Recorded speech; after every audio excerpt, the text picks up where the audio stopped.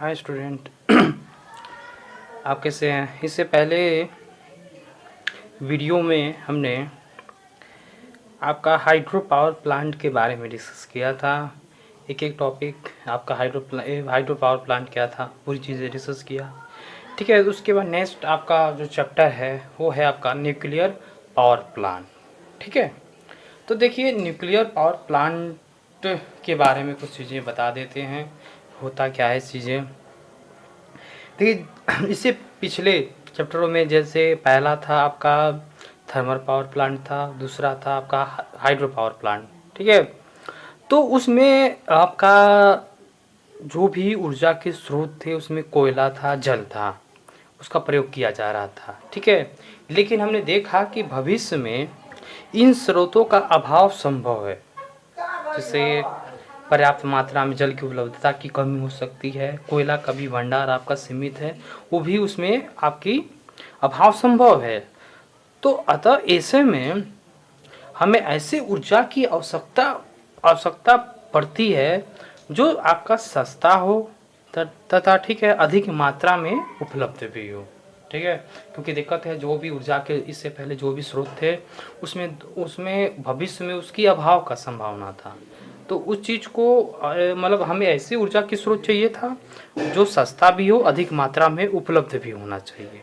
ठीक है, ऐसा इसलिए होना चाहिए क्योंकि जो भी हम उद्योग इंडस्ट्री को जब बढ़ने से जो भी आपका जो पावर का कंज्यूम होगा वो निरंतर बढ़ रहा है, जिससे आप इससे ये होगा कि जो पुराने हमारे ऊर्जा के स्रोत हैं वो उसकी जो पावर की डिमांड है उसको फुलफिल नहीं कर पाएंगे या पूरा नहीं कर पाएंगे।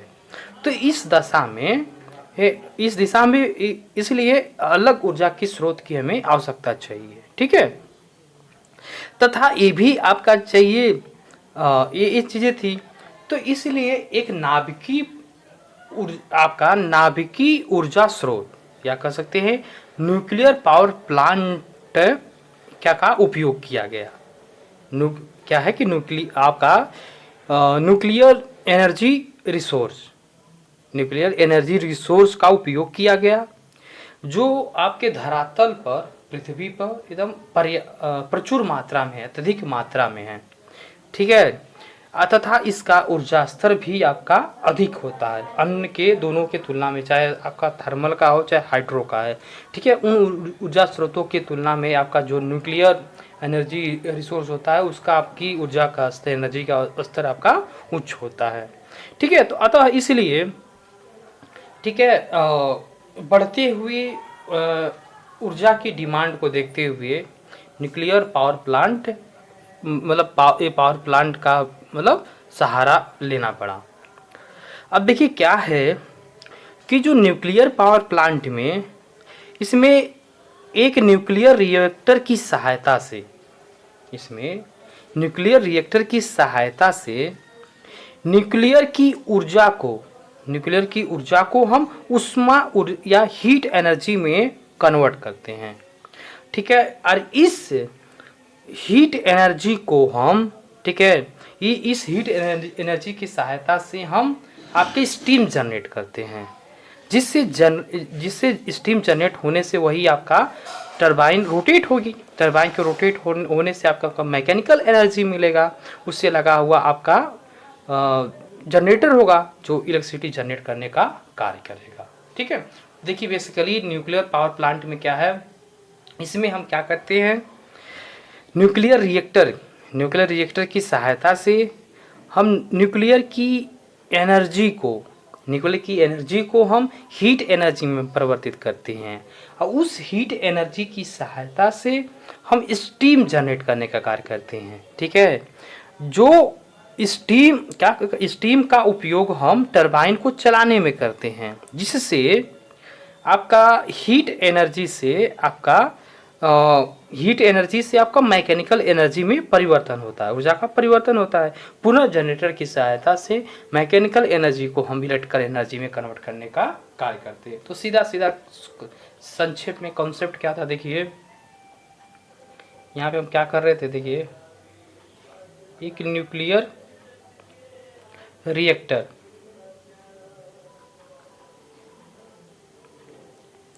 आपका न्यूक्लियर रिएक्टर, ठीक है। न्यूक्लियर रिएक्टर की सहायता से हम क्या कर रहे थे, जो आपका जो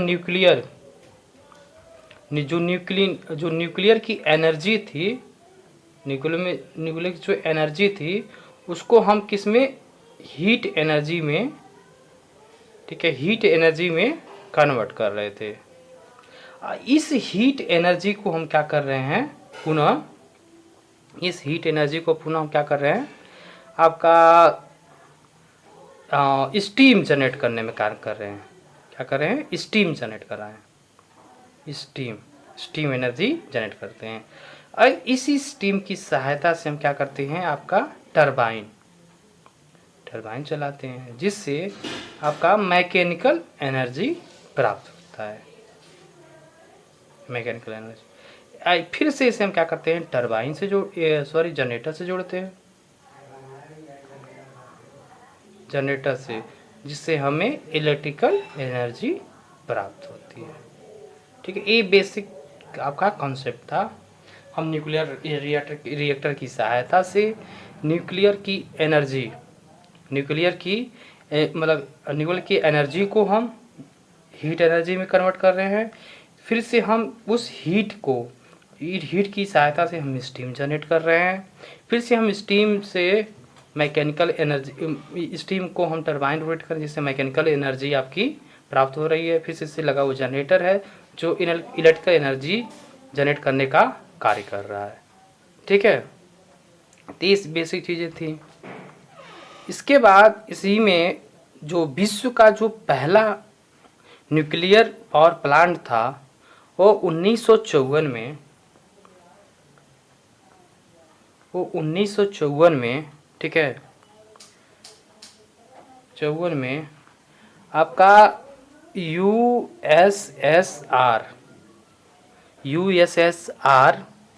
यूएसआर में डॉक्टर एच जे भाभा द्वारा स्थापित किया गया था। कि देखिए, डॉक्टर एच जे भाभा द्वारा स्थापित किया गया था। अभी भी भारत में, ठीक है, भारत में भाभा आणविक रिसर्च सेंटर में नाभिकीय ऊर्जा से संबंधित खोज तथा अध्ययन किए जाते हैं, ठीक है। ये चीज़ था। अब कुछ चीज़ें और भी जानना जरूरी है हमें, कि आपके इम्पोर्टेंट न्यूक्लियर कुछ प्रिंसिपल होते हैं, उनको जानना जरूरी है। कि जैसे कि कोई भी आपका पदार्थ की संरचना से क्या तात्पर्य है, जो भी संरचना में संचित ऊर्जा है उससे क्या तात्पर्य है, तथा ऊर्जा तथा द्रव्यमान में क्या संबंध होता है। इसके अलावा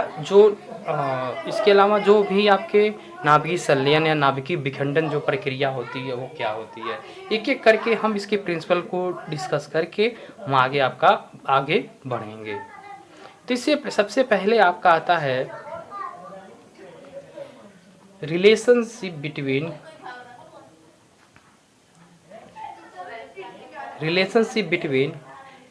मास एंड एनर्जी, ठीक है। दूसरे शब्दों में ऊर्जा तथा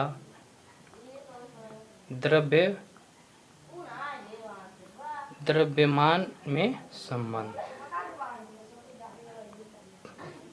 तो इसके बारे में थोड़ा बहुत आपको जानकारी जरूर होगी, शायद होना चाहिए। क्या है कि अणुओं की संरचना, जो भी आपके मॉलिक्यूल होते हैं उनकी मॉलिक्यूल की संरचना में जो ऊर्जा निहित होती है, ठीक है, जो ऊर्जा निहित होती है उसे हम एटॉमिक एनर्जी कहते हैं, ठीक है। जो भी आपके मॉलिक्यूल की संरचना में जो एनर्जी निहित होती है, ठीक है, उसे हम आपका एटॉमिक एनर्जी कहते हैं। अल्बर्ट आइंस्टीन थे, आप जानते होंगे, अल्बर्ट आइंस्टीन ने जो अणुओं की ऊर्जा तथा जो भी मॉलिक्यूल के द्रव्यमान में एक संबंध स्थापित किया था आइंस्टीन ने वो था आपका E बराबर mc²। ये मॉलिक्यूल की आपके एनर्जी तथा मॉलिक्यूल के आपके मास में संबंध स्थापित था, E बराबर mc²। जहाँ आपकी E क्या था, वो ऊर्जा की मात्रा थी, ऊर्जा की मात्रा होती है जो जूल में होता है, ठीक है, जूल में होता है। इसके बाद m आपका द्रव्यमान होता है, द्रव्यमान जो आपके केजी में है, ठीक है। इसके बाद c आपका प्रकाश का वेग होता है, c आपका प्रकाश का वेग होता है जो आप जानते होंगे 3×10⁸ मीटर प्रति सेकेंड होता है, ठीक है। ये चीज़ था। इसके बाद आता है आपका नाभिकीय विकिरण। नाभिकीय विकिरण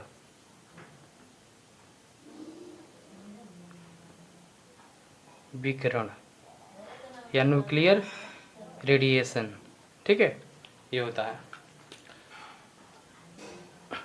नाभिकीय आपका विकिरण या नाभिकीय रेडिएशन इस इंग्लिश में कहते हैं।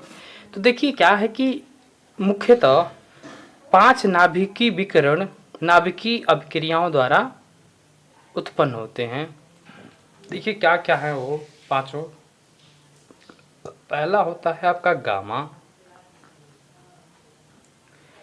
गामा विकिरण, ठीक है, गामा विकिरण होता है जिसे इसे या तो प्रोटॉन भी कहते हैं, प्रोटॉन। जिस भी आपका है इसमें न्यूट्रॉन विकिरण,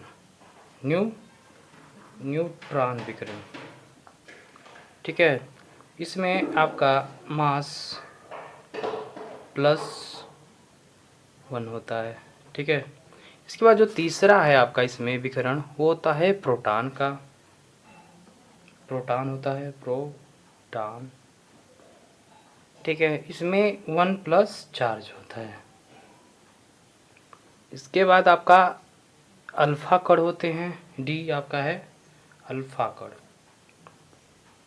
अल्फा कण, ठीक है। जैसे हीलियम नाभिक में 2 चार्ज होते हैं, मास आपके 4 होता है, ठीक है। इसी प्रकार ई है आपका ई, ठीक है, उसमें बीटा कण होते हैं, बीटा कण, ठीक है, ये इस तरह से होते हैं। ये आपके नाभिकीय विकिरण है 5। इसके बाद ठीक है नाभिकीय अभिक्रिया देखते हैं। नाभिकीय अभिक्रिया,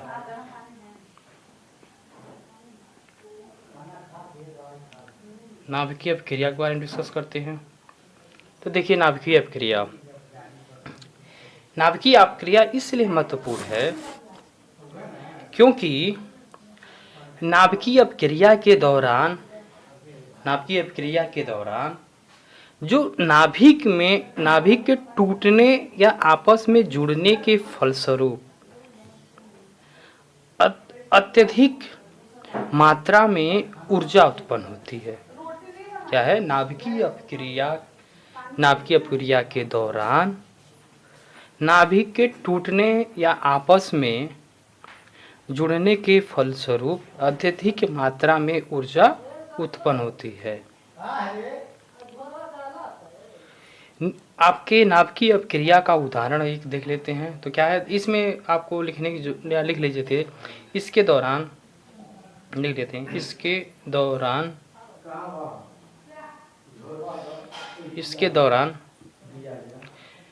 नाभिक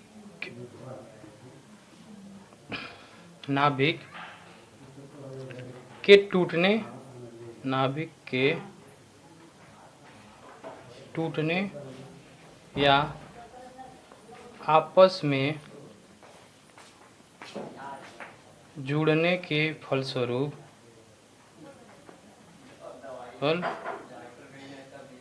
स्वरूप अत्यधिक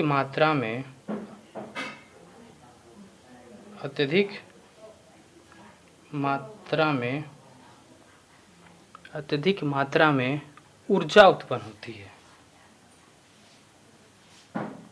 ऊर्जा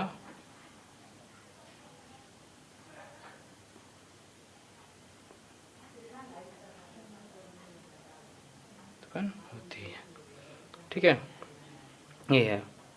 इसका उदाहरण है, देखिए एग्जाम्पल। देखिए एग्जाम्पल क्या है।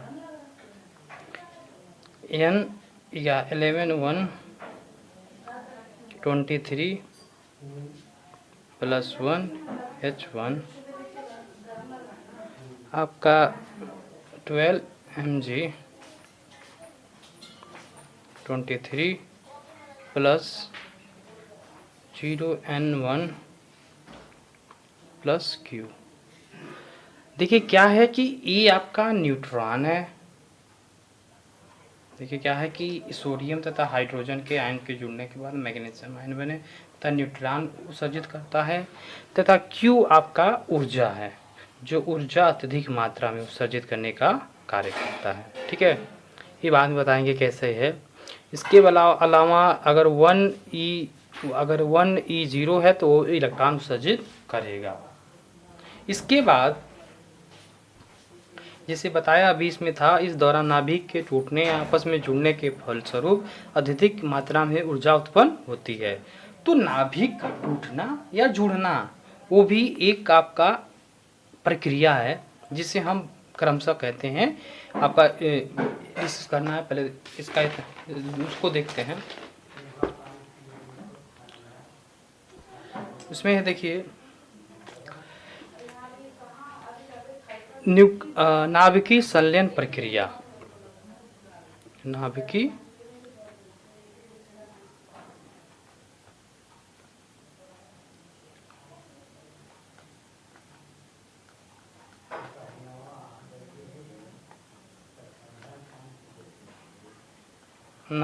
संलयन प्रक्रिया से हिंदी में, इंग्लिश में न्यूक्लियर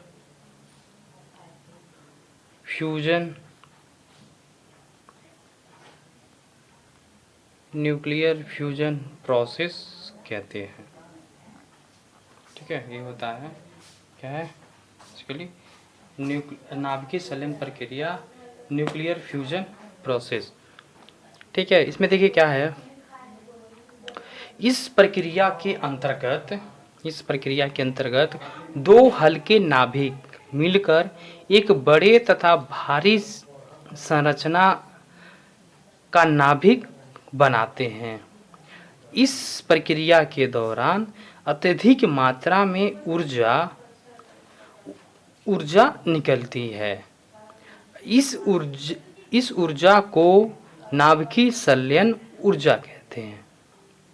इसमें क्या है देखिए, इस प्रक्रिया के दौरान दो हल्के नाभिक मिलकर बड़े तथा भारी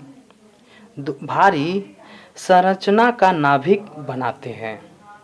इस प्रक्रिया के दौरान अत्यधिक मात्रा में ऊर्जा निकलती है।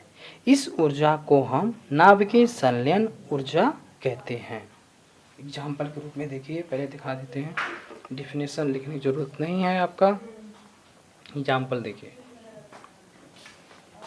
एग्जाम्पल देखते हैं। इसमें हमने दो हल्के हाइड्रोजन के नाभिक लिए हैं। एक ये है, एक ये है। ठीक है, ये हाइड्रोजन है, हाइड्रोजन, ये हाइड्रोजन नाभिक है। ये भी आपका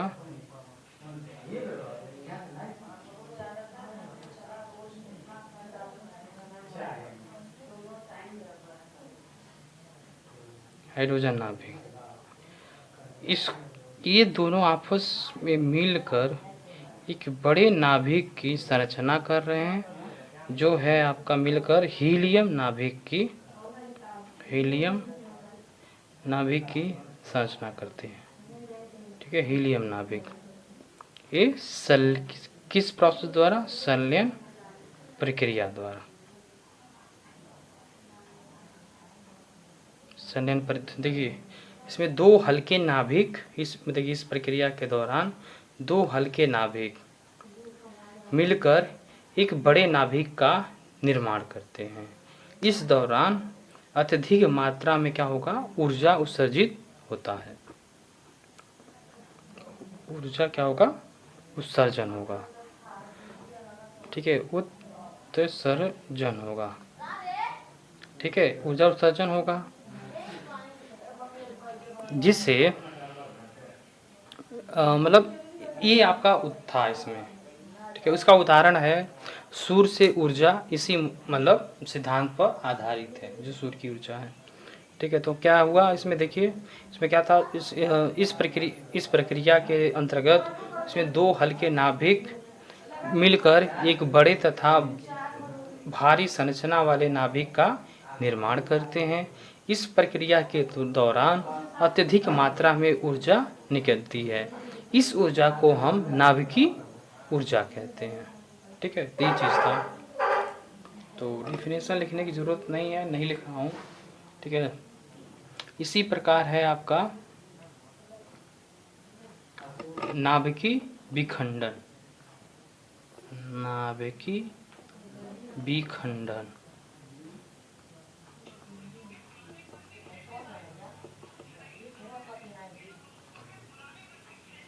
प्रक्रिया, जिसे हम इंग्लिश में से न्यूक्लियर डिफ्यूजन प्रोसेस कहते हैं। इसमें देखिए क्या है, इस नाभिकीय विखंडन प्रक्रिया के अंतर्गत एक बड़े नाभिक या भारी नाभिक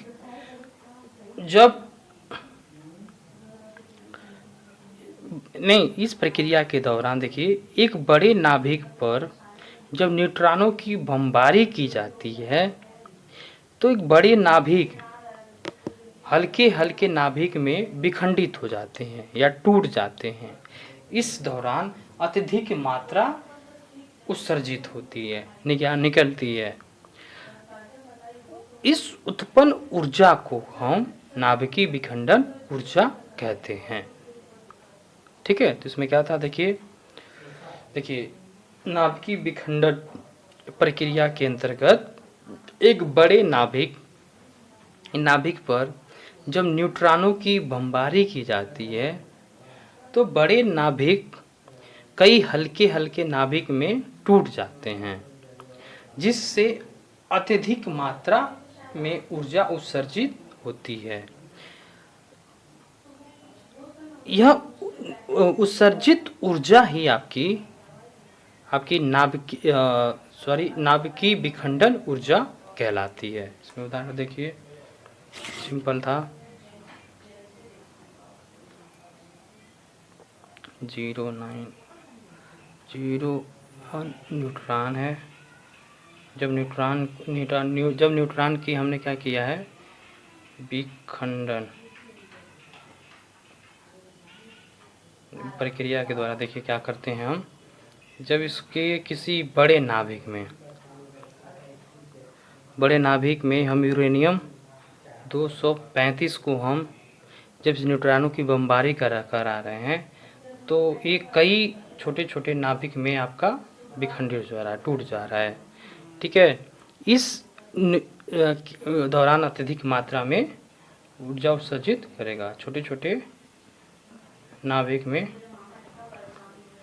टूट जाता है। ठीक है, ये था। इस प्रकार बस आज के लिए इतना ही। अगले वीडियो में आप देखेंगे कुछ और नया। Okay, thank you.